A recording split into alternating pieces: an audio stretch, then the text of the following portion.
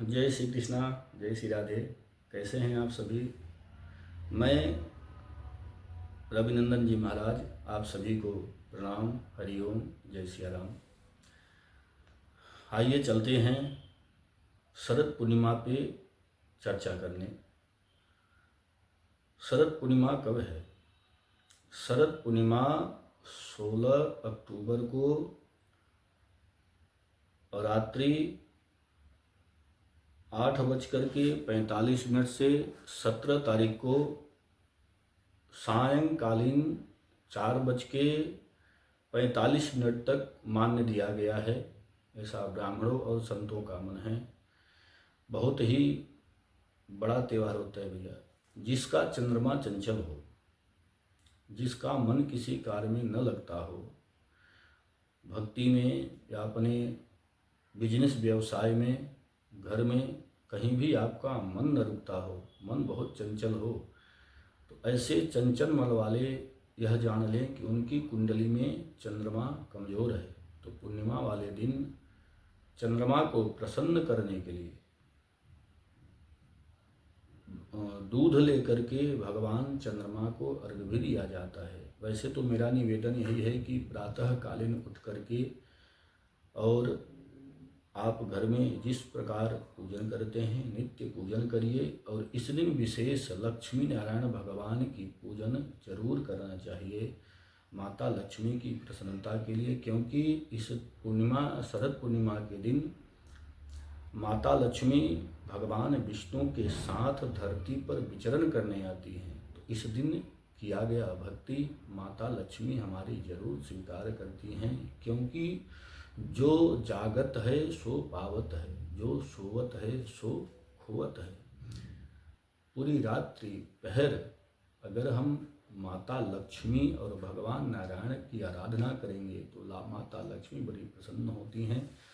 हो सके तो श्री सूक्त का पाठ करें। अमीन वहाँ जो भी माता लक्ष्मी के आपके नाम, आपको नाम आता हो, वह नाम आप लेकर के जप कर सकते हैं या प्रार्थना या कीर्तन कर सकते हैं। श्रीमन नारायण नारायण नारायण, यह मंत्र भी आप जप कर सकते हैं। ओम नमो भगवते वासुदेवाय, यह भी मंत्र आप जप कर सकते हैं। कोशिश करिए कि पूरा दिन भजन हो और पूरी रात्रि पहर भजन हो। भोजन इत्यादि से निवृत्त होकर के आसन पर बैठ करके घी का दीपक लगा लीजिए और प्रयास करिए अधिक से अधिक भजन करें, जिससे हमारा भी कल्याण हो, हमारे परिवार का कल्याण हो, बच्चों के अंदर संस्कार आए, बुद्धि और विवेक आए, घर परिवार में खुशियाँ हों, धन धान्य की वृद्धि हो, बिजनेस व्यापार आप सभी का तीव्र गति से बढ़े। यह मेरी भी माता लक्ष्मी भगवान विष्णु से प्रार्थना है कि जो भी साधना करे उस साधक और साधिका को हे माता लक्ष्मी, हे भगवान विष्णु, उनकी मनोकामना आप जरूर पूरी करना। और एक बात और बताऊं कि शरद पूर्णिमा वाले दिन विशेषकर खीर पकाई जाती है। तो चमेवा भी डाल सकते हैं जितना अच्छा हो सके, क्योंकि भगवान उसको स्वीकार करते हैं। और चंद्रमा उस रात्रि में, शरद पूर्णिमा वाली रात्रि में 16 कलाओं से परिपूर्ण होते हैं और अमृत की वर्षा करते हैं। इस कारण बस उस खीर को जो आपके द्वारा बनाया गया, उस खीर को खुले आकाश के नीचे रख दिया जाता है, ढक दिया जाता है। हाँ, कोई जाली इत्यादि लगा सकते हैं कि उसमें कोई कीट पतंगे इत्यादि न पड़ जाएं, वरना तो खुले आकाश के नीचे रख दिया जाता है कि भगवान की पुण्य कृपा बरसे, चंद्रमा देवता की पुण्य कृपा बरसे। और जहाँ वो पात्र रखें, मिट्टी का पात्र हो तो आप मिट्टी के पात्र में रख सकते हैं, कांसे के पात्र में रख सकते हैं, या चांदी इत्यादि के पात्र में रख सकते हैं। और जहाँ आप पात्र रखें उसके नीचे अपनी मनोकामना लिख करके एक पर्ची में लाल स्याही वाले पेन से उसमें अपनी मनोकामना लिख करके उस पर्ची को उसके नीचे दबा दीजिए। और एक दीपक जलाएं।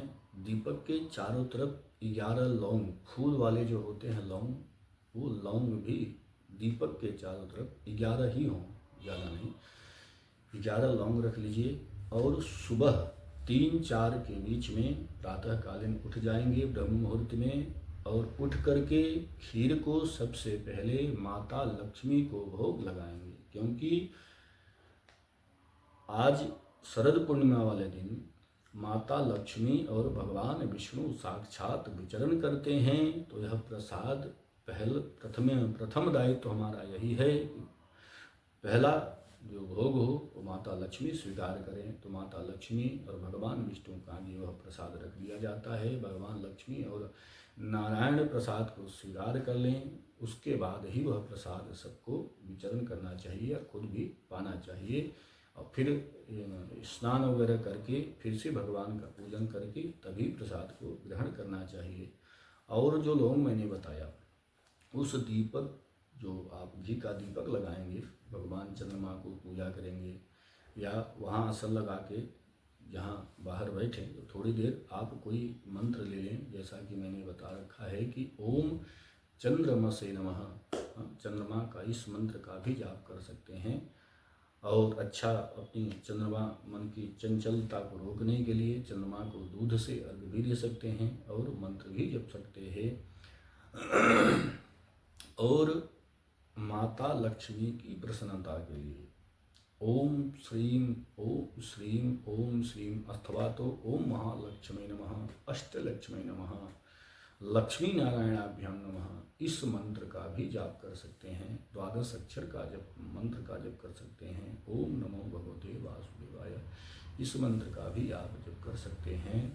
और जप करने के बाद आप शांत मन से उन लौंग को उठा लेंगे। 1 माला, 2 माला, 3 माला, 11 माला, 21 माला, या पूरी रात्रि प्रहर अगर आप बैठ करके, आपका सामर्थ्य है तो पूरी रात्रि बैठ करके जप कर सकते हैं। माता लक्ष्मी को प्रसन्न करने के लिए श्री सूक्त का भी पाठ कर सकते हैं, गुरु सूक्त का पाठ कर सकते हैं, विष्णु सहस्रनाम का पाठ कर सकते हैं, श्री राम रक्षा स्तोत्र का पाठ कर सकते हैं। जो आपको अच्छा लगे पाठ करिए। पाठ करने के बाद वह लौंग भी ले आकर के हनुमान जी महाराज के चरणों में रखना है। और सुबह शौच इत्यादि स्नान वगैरह के बाद जब आप नित्य कार्य से निवृत्त हो जाएं, भगवान की पूजा आराधना करने के बाद नाश्ता के पहले, यानी जो आप फलाहार नाश्ता इत्यादि लेते हैं, उसके पहले उस लौंग को फूल निकाल करके अपनी मुंह में लेना है। इससे भगवान की विशेष कृपा होती है। और उस लौंग को अपने परिवार बच्चों में भी दे करके जो बच जाए उसको अपने आप तिजोरी में रख दीजिए, जहाँ माता लक्ष्मी का वास होता है। और शरद पूर्णिमा वाले दिन जैसा कि आप सभी परिचित होंगे कि भगवान कृष्ण अपनी गोपांगनाओं के साथ वृंदावन में रास करते हैं। तो जितने साधक और साधिका हैं ना, प्रयास सबका यही रहता है कि वृंदावन की भूमि में, वहाँ के रज रज में कन्हैया का वास है, तो सभी वहाँ भ्रमण करने जाते हैं। और पूरी रात्रि संकीर्तन चलता है। जिस गली मोहल्ले में आप निकलेंगे ना, उस पूरी रात्रि, शरद पूर्णिमा की रात्रि, कन्हैया गोपांगनाओं के साथ नृत्य करता है। ब्रज की रमण भूमि में संत लोग वहाँ उस भूमि को अपने मस्तक से अपने शरीर पर लगाते रहते हैं। आँखों से अश्रुओं की धारा बहती है।